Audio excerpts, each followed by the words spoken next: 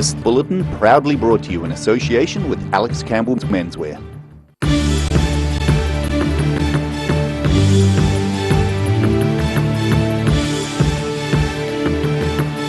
Tonight on the South Today, the Otago Nuggets basketball team have returned home as national champions. Thousands of people donned red, black and white across the South, raising more than $500,000 for a hospital. And skiers and snowboarders have their first chance to ride the new Sugar Bowl chairlift at the remarkable ski field on Saturday.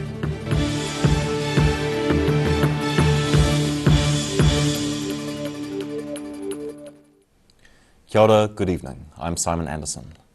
It's been a long wait with a few bumps in between, but the Otago Nuggets basketball team are finally champions. On Saturday night, the Dunedin team won the National Basketball League trophy for the first time in their 30-year history, and they weren't even supposed to be there. Otago Nugget Josh Aitchison emerges from the arrivals gate at the Dunedin airport, clutching the team's first ever National Basketball League trophy. The Nuggets beat the Manawatu Jets on Saturday night in a nail-biting win to take out the 6-week competition.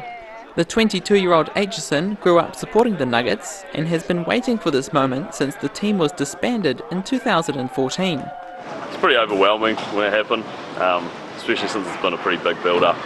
A lot of us have been waiting for the Nuggets to get back for a long time, so it's pretty awesome for the year that they come back to win it. Despite at least two of them never setting foot in the city before, the entire team made the journey south after spending 6 weeks in Auckland living and playing together. New Zealand basketball rep Jordan Ngatai says the team really bonded during their time together. We were probably one of the luckiest teams. We had a great schedule. I mean, coming in, we had 4 training and then 2 back-to-back games and then 6 days off. Like, that's perfect. You ease into it. And then we had 5 days, 6 days of just trainings where we can actually get accumulated, put some systems in. So I think we were one of the luckier teams to actually have a great schedule, and no one got injured, seriously. So I think it was awesome. I think they can still improve on it, but for what it is now, I don't think I could have lasted another week, I'll tell you that. Jordan Hunt was visiting Dunedin and says he is looking forward to seeing the city. It's tough to beat a team 5 times, so they definitely made the 5th time the hardest, and all credit to the Jets, they played really well. While they are not under contract to the team, both Hunt and Ngatai are not ruling out pulling on the Otago jumper again next year. In Dunedin, the South Today. International acts are unlikely to perform in Dunedin before the end of next year, the company that manages Forsyth Bar Stadium predicts. In a statement, Dunedin Venues Limited has predicted international acts might not return until late 2021. However, it says the comment is just that, a prediction, as there are many unknowns. All the company can do is wait and be ready to deliver major events. It's been waiting on an update from promoters about whether a Rod Stewart concert booked for the stadium in November will go ahead. Tickets will remain on sale until a decision is made. Thousands of people donned red, black and white across the South last week, raising more than $500,000 for the Southland Charity Hospital. The initiative is part of the drive by late Blair Vinning, who died late last year as he campaigned for better cancer care in the South. A champagne shower marks the official handover of the building, which will soon become the Southland Charity Hospital. The hospital is the vision of Blair Vinning, who died late last year after he became an advocate for greater cancer care in Southland Otago after he was diagnosed with stage 4 bowel cancer a year earlier. Vinning's widow Melissa says it was an emotional day for her family as her late husband's vision for better cancer support started to become a reality. Today obviously is a really, really special day, red, black and white, casual Friday, and we've just had the keys handed over for our building, so it feels very, very real right now and emotional. Friday was also Buy a Brick Day, which involved more than 200 schools, businesses and groups holding a casual Friday and wearing the red and black of Blair Vinning's Midlands Rugby Club. Vinning and her daughter visited a number of those schools and businesses showing their support and appreciation, with about 3,500 bricks sold by 2 p.m. We've just had just an amazing day visiting schools and businesses all around Invercargill, Winton. Delamay is out in Tuatapere and Riverton and Otautau. So we've just had a phenomenal support going out and checking out how everyone's celebrating Red, Black and White Day. The Hospital Trust was hoping to hit the $1 million mark on Friday, but also noted the total cost of the build would be closer to $4.5 million. Newly hired Hospital General Manager Helen Robinson says Vining's campaign was a big motivation in her taking on the job. Obviously I just saw the buzz around Blair Vining's epic journey and just really felt that it would be a great fit for me, and obviously it's been a great opportunity. I feel really privileged to be given the opportunity. The Southland Charity Hospital Trust hopes to open the facility by Christmas, with patients already starting to be referred. In Southland, the South Today. The early bird gets the nest at the Lake Wanaka Marina this year. Floating breeding platforms for the local crested grebes are making way for a lakeside boardwalk. Retired zoologist and Grebes project founder John Darby says there is likely to be some disturbance, but once the boardwalk is complete, a wetland will be planted. He began building the floating nest platforms and tying them to the marina 8 years ago after discovering the native birds were having trouble breeding on shore. Now in his 80s, Darby is handing the torch to Wanaka Primary School teacher Marcus Hermans. There are only about 350 Australasian crested grebe, or kamana, left in New Zealand. Skiers and snowboarders queued up for their first chance to ride the new Sugar Bowl chairlift at the remarkable ski field on Saturday. The new lift transports snow fans over 1 kilometre up the mountain in a single, smooth 4-minute ride. Finally open after 2 years of delays and blowing its original $16 million budget, the remarkable Sugar Bowl chairlift is now open to the public. The ability to explore a new part of the ski area for the first time has been keenly anticipated by both skiers and snowboarders, including the area manager himself. I'm about to go for another ride. I went a couple of days ago just as a foot passenger. This time it's skiing, and to have a good look around as well on those trails, so really excited about that. The new lift had been delayed due to issues with approval from the Department of Conservation, but Lawrence says it's a vital addition to the ski field's 3 other main lifts. It's all part of the overall experience that we want people to have while at the Remarkables. It goes into the terrain parks, it goes into some excellent sort of upper novice, low intermediate terrain. The state-of-the-art 6-seater lift is capable of taking passengers more than 1 kilometre up to the top slopes in a single 4-minute trip. Even the ride up on this chairlift takes them over new terrain that I'm sure a lot of people wouldn't have seen before. And then obviously we've got the new trails coming down below that as well, 2.5 kilometres of new trails. Still early days with the snow cover and that sort of thing, but it's a whole interesting flight. I say flight because it is like you're in a plane. It's smooth as on this chairlift, very cushioned ride, and just a lot of terrain to have a look at. The ski field's next project is to replace the older Shadow Basin lift. In Queenstown, the South Today. Still to come on the South Today. 40 stone-cold swimmers brave chilly Oamaru waters, and we continue on our election tour. See you after the break.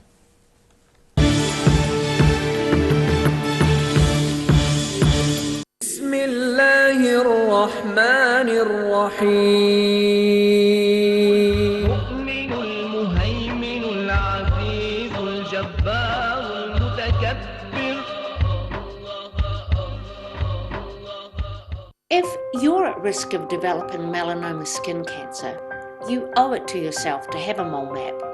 Mole map is coming to your area. Phone today to make an appointment. It could save your life. A poorly maintained heat pump can lose up to 35% of its output. The Mr. Heat Pump Cleaner team are experts. Their specially developed chemical wash is totally biodegradable. Call Mr. Heat Pump Cleaner and get the job done by the professionals.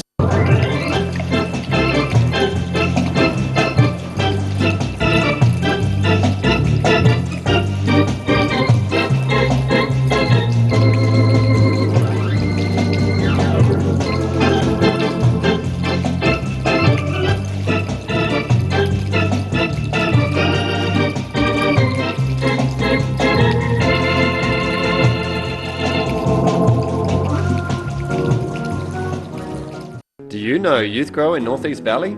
It's an awesome plant nursery where young people can work and learn life skills. You can now order your vegetable seedlings, herbs, bulbs and shrubs over the phone or by email. Either pick up your order on Norwood Street in North East Valley or they can deliver to you. Look for Youth Grow Garden Centre on Facebook or visit youthgrow.org.nz. Happy gardening! Heaven Sent Pet Cremations knows that losing a pet is like losing a family member, and we have many special ways for you to keep their memory dear to your heart. From caskets, remembrance pendants to remembrance fairs. Call Heaven Sent Pet Cremations today. Wrens are Otago's painting, tiling and plastering experts. Offering a free measure and quote, Wrens is a name you can trust to get the job done right. Call Wrens today on 477 9384 or visit wrens.co.nz. You've seen us in the street, now find us online. Check out shopon.org.nz. We have all sorts of treasures, from retro and vintage clothing to antiques, homewares and accessories. New items added every week. We're open 24/7. Garrador Dunedin, delivering quality, stylish garage doors in Dunedin for over 17 years. New doors, replacement doors and maintenance are all part of Garrador's quality service. Garrador Dunedin offers a full range of modern quality doors to suit any home. Come visit the team. Every reason, every season, we're proud to dress the region. Alex Campbell Menswear, it fits.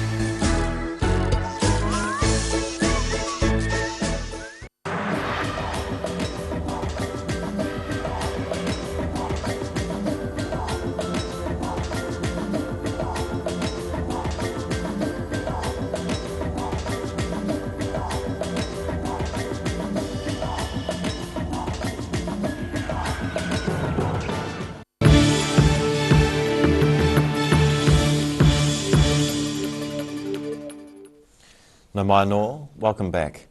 Oamaru's annual midwinter swim saw a good number of entrants prepared to brave the chilly waters of the Pacific Ocean on Sunday. The cold waters of Friendly Bay didn't dissuade entrants to this year's event, which saw about 40 hardy souls dressed up in all manner of costumes, including superheroes and penguins. About 100 other spectators chose to stay dry in what were relatively mild conditions, with a temperature of about 15 degrees and little wind. Visual journalist Craig Baxter and Otago Daily Times reporter Daisy Hudson travelled through the south recently to gauge attitudes towards the upcoming national election. Tonight we play you the fourth of 5 instalments of their journey. So we're here in Bluff in the deep south. As you can imagine, there's one word on everyone's lips, and that is Tiwai. People concerned about job losses and the flow-on effects that's going to have on businesses here as well. Big issues in Bluff. Well, some of the issues probably is local and central government is trying to get the walkway between Invercargill and Bluff finished. There is some funding, but if we had more funding from the government, you know, it would really speed it up and probably be able to make it a better quality one that we're going to do. I know one major issue that's coming up is the shutting down of the aluminium smelter in Tiwai. People are flipping out quite a bit, and obviously it's 2,200 jobs, so I think they put in about $500 million in the economy in Invercargill especially every year. And plus with me, like I'm starting my business as well, so it's going to take a hit. Like, and I think all the businesses are going to be affected a little or a lot, depending on how involved you are with that. At the moment, Tiwai is on everyone's subject, and you know, it's the subject of the town and Southland generally. And what we'd like to probably, our preference is to see it stay open, and because, you know, a lot of Bluff people travel around the smelter every day to work, and it's not that, it's a lot of the Bluff people, it's indirect jobs as well through the Southport staff servicing the wharf. Myself and Steve and all, we load and unload the ships at Tiwai, so you know, that will have an impact on all those businesses in Bluff, and, you know, engineering firms, the whole lot, if Tiwai does close. So what other big issues here at the moment? Mainly just the Tiwai smelter that I've heard of so far. Everyone's kind of chilled down here, so yeah, it's just with that shutting off, then there's lots of jobs lost down at Southport as well. So that's pretty much mainly all that everyone really is talking about down here. Well, Bluff's resilient, you know. We've had over the years we had the Ocean Beach Frisian Works closed, and the early to mid-90s, and that was, 800-900 people there. We've had mechanisation, the wharf with mechanisation and containerisation. We lost hundreds of jobs there. The town's smaller because of it, but we've still got a good town, and we just hope that there's other opportunities for the town, like take for instance aquaculture. There's a lot of salmon farms, potential to be salmon farms have been out in Fovo Strait. It's getting through that process and speeding it up so those projects actually can go ahead, and that would create a lot more jobs for Bluff. So hopefully if one door closes, we just hope there's other doors slowly opening. And we'll bring you the last instalment of their journey later in the week.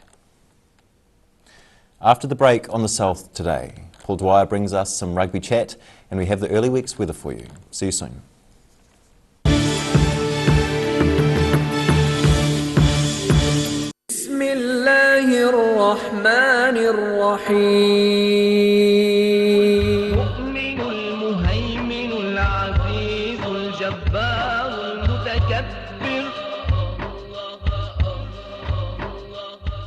Do you know Youth Grow in North East Valley? It's an awesome plant nursery where young people can work and learn life skills. You can now order your vegetable seedlings, herbs, bulbs and shrubs over the phone or by email. Either pick up your order on Norwood Street in North East Valley, or they can deliver to you. Look for Youth Grow Garden Centre on Facebook or visit youthgrow.org.nz. Happy gardening! Wrens are Otago's painting, tiling and plastering experts. Offering a free measure and quote, Wrens is a name you can trust to get the job done right. Call Wrens today on 477 9384 or visit wrens.co.nz. Garrador Dunedin, delivering quality, stylish garage doors in Dunedin for over 17 years. New doors, replacement doors and maintenance are all part of Garrador's quality service. Garrador Dunedin offers a full range of modern quality doors to suit any home. Come visit the team. If you're at risk of developing melanoma skin cancer, you owe it to yourself to have a mole map. Mole map is coming to your area. Phone today to make an appointment. It could save your life. Step into Shop on Carrot and discover a shop full of treasures. We have a fantastic range of vintage and retro clothes, upmarket clothing labels, collectible items, beautiful jewellery, quality linen and the best range of vintage haberdashery. A poorly maintained heat pump can lose up to 35% of its output. The Mr. Heat Pump Cleaner team are experts. Their specially developed chemical wash is totally biodegradable. Call Mr. Heat Pump Cleaner and get the job done by the professionals.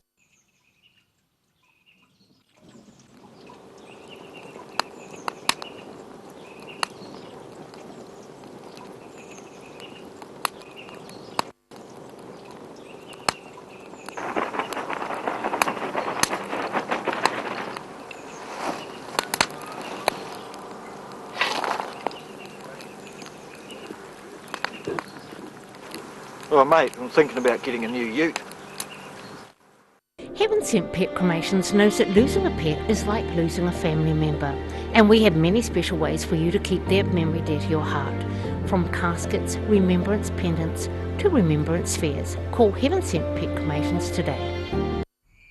Ah, TV, our favourite babysitter. But it can be tough keeping up with what our tamariki are watching. Luckily, the Broadcasting Standards Authority has made some smart changes to the classification labels. Ooh! Plus changes to the time of day certain rated shows will air and awesome new parental lock features, meaning your babysitter's job is safe. Find out more at safeviewing.co.nz.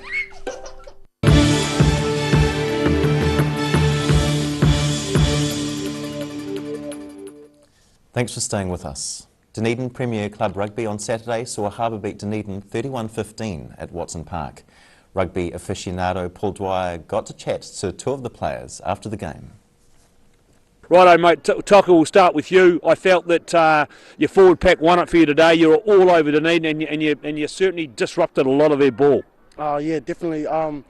They're a big forward pack and we needed to match them. We had a big talking on Thursday that we need to like front up today, and we obviously did, which was good, and I'm happy for the boys. And so I'll bring Angus Duckett in, who got taken off after 60 minutes, but you looked like you were breathing heavily, mate. So so you were ex-Harbour boy. Was it tough for you to come down here today and play for the Sharks over against Harbour? It was, mate, but I'm enjoying it at the Sharks, having a good time there, good bunch of fellas. But yeah, it's good to come back to the old stomping ground. Enjoy it. So, mate, you're a 40. You played open side, you came off, but did you feel you were ever really in the game? They certainly took it to you up front. Yeah, after the first 10 minutes, I think we lost it a wee bit. They came up in our faces, killing us, and we just couldn't react. And so, was the plan because you certainly put some big hits and you certainly stripped of the Shark boys with a lot of ball, especially in that loose carries. We got big forwards that love to just bang bodies and just love to like get the ball on defense. So it's really just their mindset, to be honest. So it's nothing really like we can like put it down to. So yeah. So this is an important game for you guys, though, because I felt whoever lost this game might struggle to make the top 6. That might be the Sharks now, but that'll put you back on track, and you're probably certain to make the top 6 now. Yeah, we've definitely made it hard for us. Like in the back end, we've definitely got like the next couple of games are big games. So to get this win, it was perfect for us. So hopefully we can take the momentum from here into next week. Okay, and just from you, mate, so where did the Sharks are teetering a bit? You know, you won your first 2, looked $1 million. Last couple of weeks been pretty tough work. We need to sort it out, mate. We've got the team there, good bunch of boys. We can learn from this, and I think next week, yeah, we'll surprise you. I think we'll go all right. Okay, so there it is. Thanks, lads, and we'll be back with you again next week. And now recapping tonight's top stories on the South today. The Otago Nuggets basketball team returned home as national champions to a hero's welcome from fans from far and wide. Thousands of people donned red, black and white across the South, raising more than $500,000 for a hospital. And skiers and snowboarders have taken their first rides on the new Sugar Bowl chairlift at the remarkable ski field on Saturday. And now for a look at what's happening in tomorrow's ODT, we have Craig Page with us this evening. Kia ora, Craig. Good evening. Yeah, we've got a story about confirmation that the Dunedin Central Warehouse is going to remain open for at least another year, and what they're calling a dark store. It's not going to be open to the public. It's going to be used to process a lot of online orders and obviously get those carried out to customers as well. The warehouse has done a major restructure in the wake of COVID, the length of the country, a lot of stores closing, and there were fears that this one was going to go as well. 40 jobs are on the line, so some good news for them as well. They're also saying that they're going to have to employ some additional staff to keep this running over the next 12 months. So that is some good news for Dunedin, I guess. Next July, it's likely to close for good, and they'll move that role to Christchurch, but I guess it gives them a bit of breathing space in the meantime. We talked to a local tourism operator from Elm Wildlife Tours, Brian Templeton. He's sort of scratching his head a bit. On Friday, the government announced some major funding for tourist operators throughout the country. I think there's about a dozen or so in the lower south that were getting up to $500,000 in grants and loans, and he missed out, and he's not sure why at the moment. Relies heavily on tourism, overseas tourists, for his peninsula tours, and he fears now it could be the end of the line for him as well. He's had to lay off 5 staff, including his own son at the moment, so yeah, tough times for him. We also catch up with Otago Nuggets coach Brett Matahare, who's welcome back to his day job today as a teacher at Otago Boys High School. Been on the road for the last few weeks with the Nuggets, of course, and culminating with that spectacular win on Saturday night, which was amazing. So yeah, he was welcomed back with a special assembly at the school today, and quite a moving haka from a lot of the boys as well. So we've got some lovely photos from that. Well worth a look. And on our travel, we continue our focus on travelling locally, and we take a look at Christchurch, would you believe? Yeah, the Riverside Markets, which has become the new focus of Christchurch in the wake of their earthquakes and whatnot. Lots of food, farmers markets and laneway stores. And cycling the city as well has become a popular pastime, so we get out and about there as well. Great, Craig. Thank you. Thank you. Time now for a look at the weather. Tonight's weather proudly brought to you by Mole Map. Starting with the city view, looking across Dunedin on a misty morning.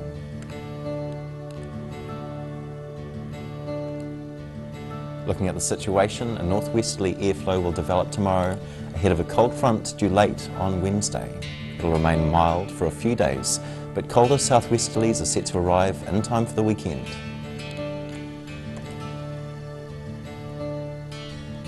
Starting off at the northwest of the South Island, Greymouth and Westport are looking at cloudy skies, showers, and it's 13 degrees.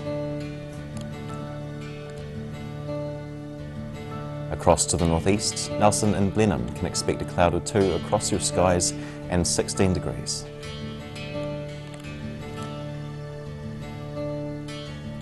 Moving down to Canterbury, it'll be cloudy across this area. Kaikoura 15, Christchurch should reach 17, and Ashburton aims for 16.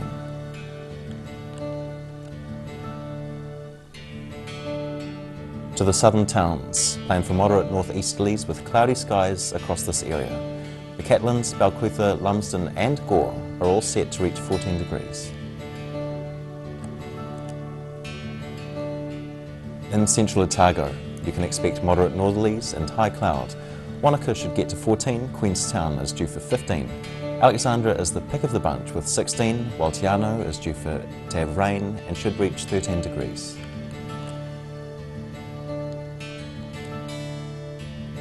To the northern towns. On the coast, Timaru and Oamaru can expect light northeasterlies with some high cloud, 15 in Timaru and 14 for Oamaru.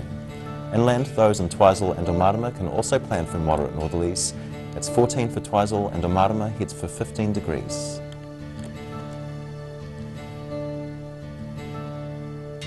In Dunedin, cloudy tonight with an overnight low of 7 degrees. Fine weather tomorrow morning with moderate northeasterlies, a high of 14 and a low of 7 degrees.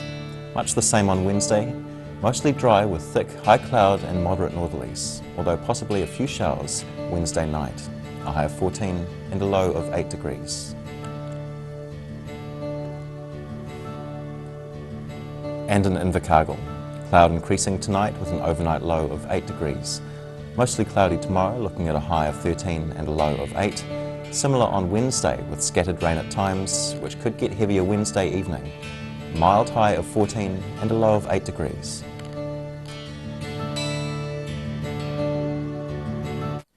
That's the news this Monday. For the latest news from the southern region, head online to odt.co.nz and find us on Facebook and YouTube. Have a great evening. Ka kite anō.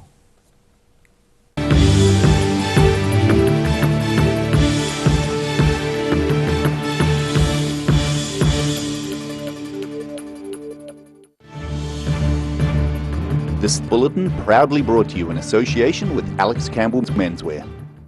Supporting local content so you can see more of New Zealand on air.